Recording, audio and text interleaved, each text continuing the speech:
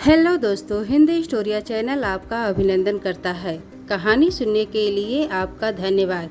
कहानी पसंद आए तो लाइक और सब्सक्राइब जरूर करें। बिना देरी किए चलिए कहानी शुरू करते हैं। राजा वीरभद्र बड़ा दयालु शासक था, जो सचमुच जरूरतमंद होते थे उन्हें आर्थिक मदद देने में वो कभी सोच विचार नहीं करता था। जैसे जब कोई नया व्यापार आरंभ करना चाहता था, अथवा कोई अपने परिवार को लंबी तीर्थयात्रा पर ले जाना चाहता था, अथवा कोई बहुत दिनों से रोगग्रस्त रहता था और चिकित्सा के लिए धन का अभाव हो जाता था, तब वो निसंकोच उनकी मदद कर दिया करता था।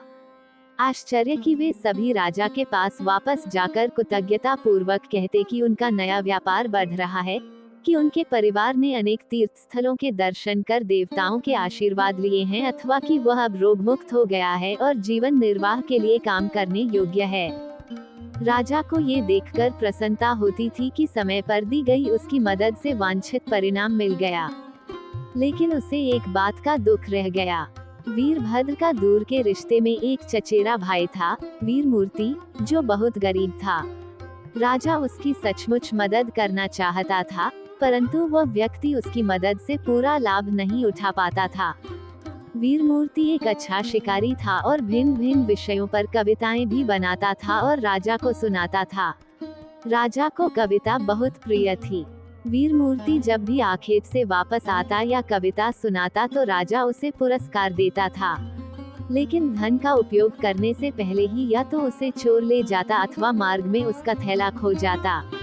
इस प्रकार वह हमेशा गरीब का गरीब ही बना रहा। जब भी वह महल में आता तो वह मैले कुचले कपड़ों में होता अथवा भूखा प्यासा रहता। एक दिन वीरमूर्ति ढेर सारे शिकार के साथ महल में आया। वीरभद्र उस पर बहुत प्रसन्न हुआ।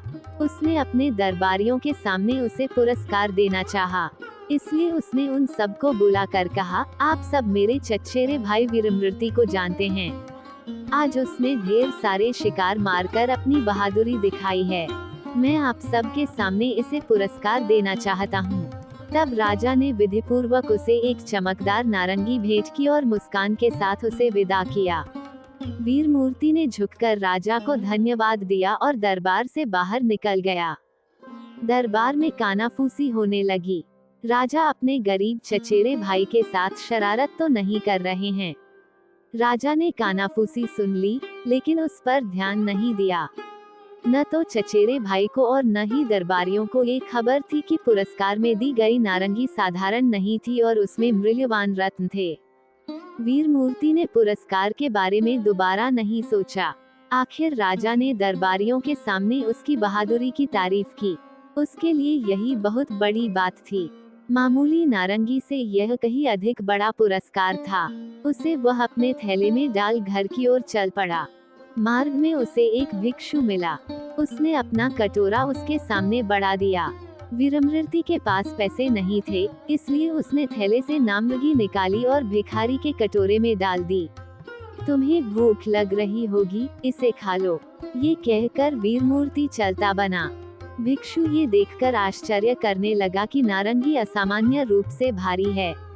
वो बहुत चमकदार थी, इसलिए उसे राजा के पास ले जाने का उसने निश्चय किया। पहरेदारों ने राजा की दानशीलता को जानते हुए भिक्षु को महल के अंदर जाने दिया।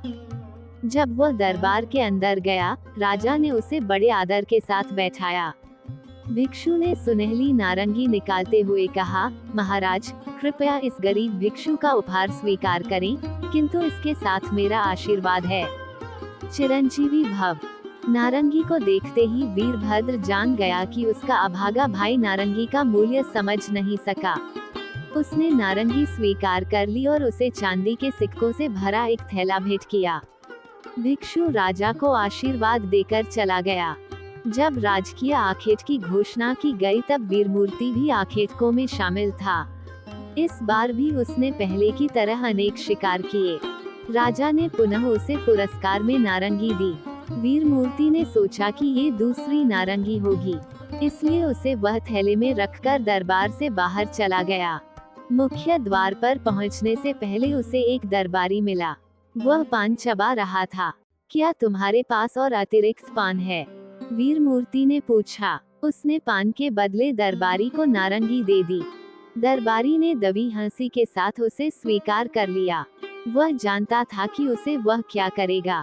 वह तुरंत राजा के पास गया और उसे नारंगी देते हुए बोला, यह आपके चचेरे भाई ने मेरे पान के बदले मुझे दिया है। आपने उसे ये 2 बारा दी, लेकिन उसने संभाल कर अपने लिए नहीं रखा। महाराज, उसे मदद करने का कोई फायदा नहीं।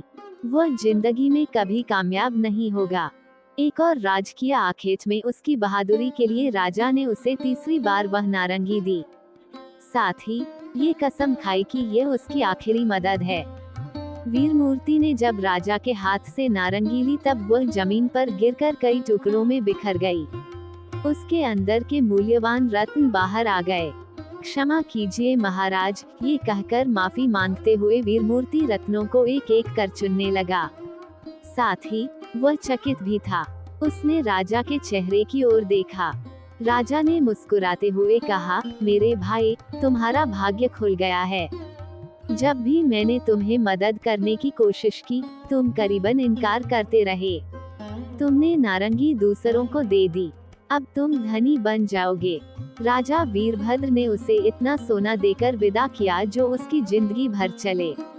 वीरमूर्ति शीघ्र ही एक धनी व्यक्ति बन गया, लेकिन उसने निश्चय किया कि वह भी अपने चचेरे भाई की तरह जरूरतमंदों की मदद करेगा।